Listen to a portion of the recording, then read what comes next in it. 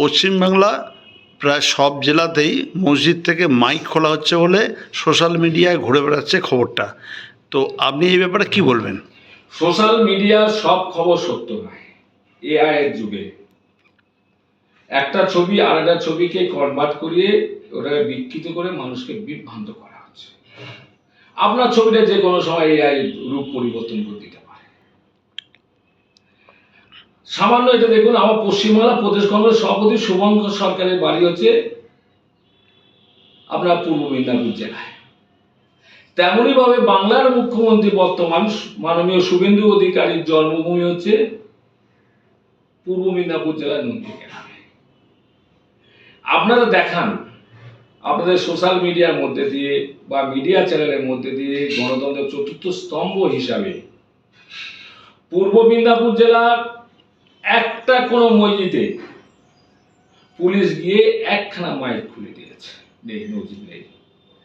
ওরা মসজিদে খবর দিয়েছিল পুলিশের ডিউটি কর্তব্য, তারা আমাদের ঘরের সন্তান, ওরা যে সরকার ক্ষমতা আসবে সেই সরকারের কথা শুনতে বাধ্য। সেই মতন মসজিদে ইমাম সাহেবদের দিয়ে বলেছেন, ইমাম সাহেবদের ডেকেছিলেন।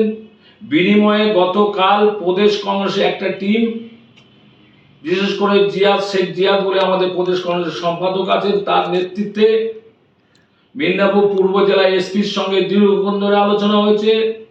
এসপি সাহেবও তিনি বলেছেন যে না, মাইক খোলা এখানে কোনো প্রশ্নই নেই, আপনারা সাউন্ডটাকে কন্ট্রোল করুন।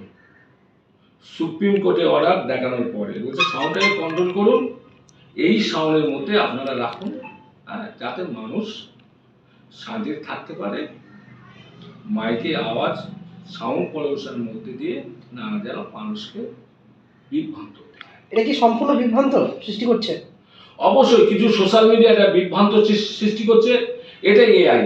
আপনারা বলুন যে অমুক জায়গায় অমুক মসজিদে মাইক খুলে ফেলা হয়েছে, তাহলে আমি প্রদেশ কংগ্রেস সম্পাদক হিসাবে আব্দুর রহমান বলছি, আগামী 24 আওয়ার্সের মধ্যে আমি সেখান থেকে খবর নেওয়ার চেষ্টা করব। কিন্তু এটা আমি শিওর 100% যে খবরটা সত্য পাবো না। ফেক, এটা ফেক খবর, এটা মানুষের বিভ্রান্ত করে। এর মধ্যে হিন্দু মুসলিম নয়, কিছু শয়তান জাতীয় মানুষ, অসভ্য বব্বর ইতর, তারা এটাকে প্রচার করছে। আপনার নাম আর পরিচয়?